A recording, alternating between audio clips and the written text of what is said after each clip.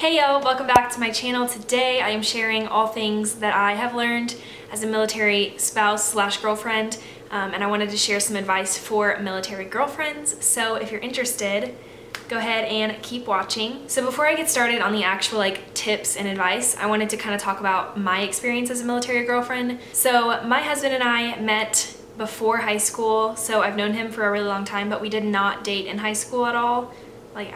We were just friends all throughout high school, and we started dating whenever I was a junior in college, I think. Whenever we started dating, he was actually stationed in Germany and I was in Houston, Texas, so I believe there was a 7-hour time difference, which was quite difficult, I'll be honest. So whenever I was waking up, he was going to bed, and whenever he was waking up, I was going to bed, and I would stay up late and talk to him and things like that.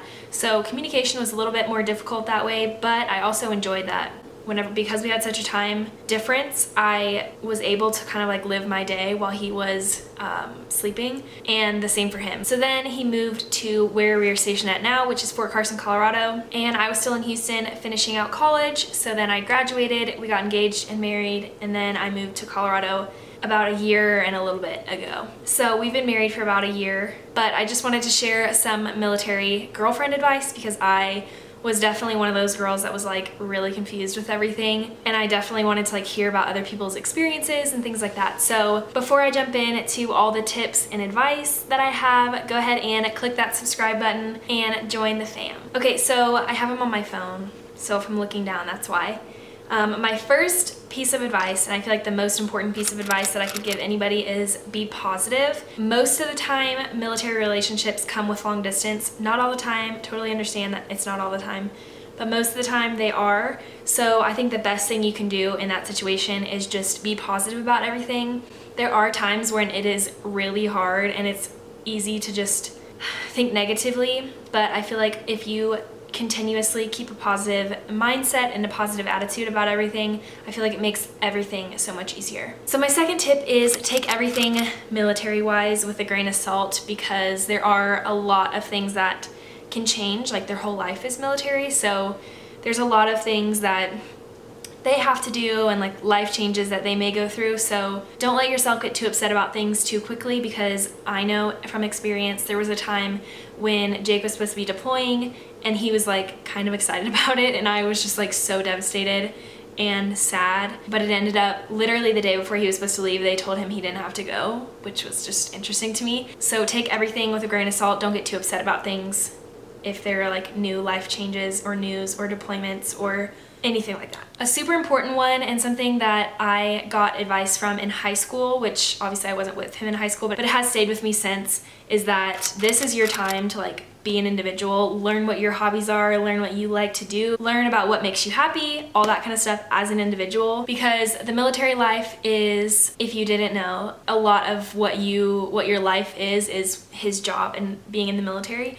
So it's nice to become an individual, spend this time making good friends, experiencing all the things, all the college things, or just all the life things while you're long distance, because you still want to be able to have your own hobbies and things that you care about and things that you like to do, because it is easy to get wrapped up in everything's all about his job and about the military. So take this time to be selfish and really find things that you know that you care about, that you feel passionately about, and enjoy that. So my next piece of advice is keeping friends around that are supportive of your relationship. It is a really interesting and different type of relationship, so it's important to have friends and people around you in your life that care about you and care about your relationship, because it does get hard, and it's a lot harder with people who just don't understand what you're going through. So my next one is not something that is needed or 100% important, but to me it helped a lot. So I changed my phone to military time, and I learned military time. Jake would only talk to me in military time, so I would always be really confused and asking what time that was, because I wasn't ever sure.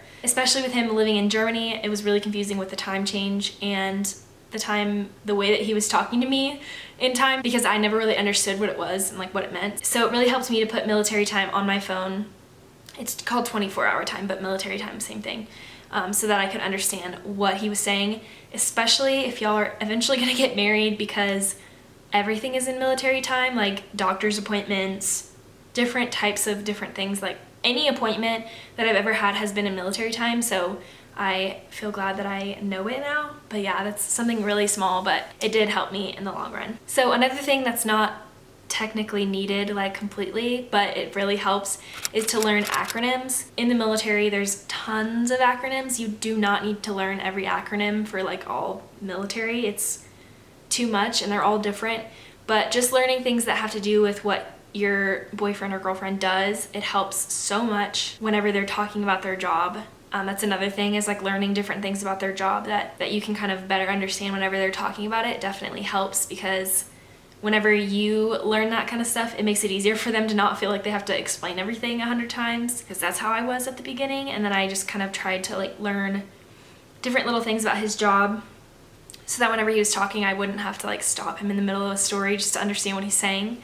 But yeah, little acronyms and things about their job and learning military time is 3 things that are like good to learn, but you don't need to learn them. It just kind of helps. So I feel like one that people don't talk about that often is taking everything at your own pace. In the military life, it is very common for people to get married really quickly or to move faster than other people, but if that's not something that you're comfortable with, take it at your own pace. But in this lifestyle, I feel like there's a lot of pressure to take things slow, but also take things fast, if that's the right way to say it, but to go quickly in a relationship. So just take things at your own pace, be confident in how you're feeling, and don't be afraid to say whether you feel like it's going too fast or too slow or whatever. Again, with any relationship, it should be like that, but in the military, I just feel like there's so much pressure to get married quickly that if you aren't comfortable with that, then say that, and if you are, great, awesome. Along with that, be willing to communicate, especially in long distance. You have to work on your communication a lot. Basically, with that being said, just be open about your feelings and communicate as best as you can, and just always be open to like fixing your communication. Okay, my last piece of advice, I know I could like sit here and talk forever, but my last piece of advice is not really advice, I guess, but one of the things that I took away from being in a military relationship is visiting them can get really expensive, especially because most of the time, pretty much all the time, you can't stay with them in their barracks room, and buying a hotel is really expensive, buying flights are really expensive, buying gas is really expensive, things like that. But let me tell you, it was worth every single penny. I got to travel to Germany, Europe twice. We went to different places in Europe. I went to Colorado twice, 3 times? 3 times, I think, before I actually moved here. So it was such an amazing experience. I wouldn't take it back for the world, but I would like to like have you keep that in mind, that it is expensive to visit people with any long distance. It gets expensive, but so worth it. So that is everything for this video. I really hope y'all enjoyed it. If you did, go ahead and give it a thumbs up. Don't forget to subscribe before you leave. Also, leave me a comment down below if y'all have any extra advice, tips, questions, anything like that. I am totally open to having a full-on discussion in the comment section. So again, don't forget to subscribe. Subscribe right now. Do it right now. And I will see you guys in my next video. Bye!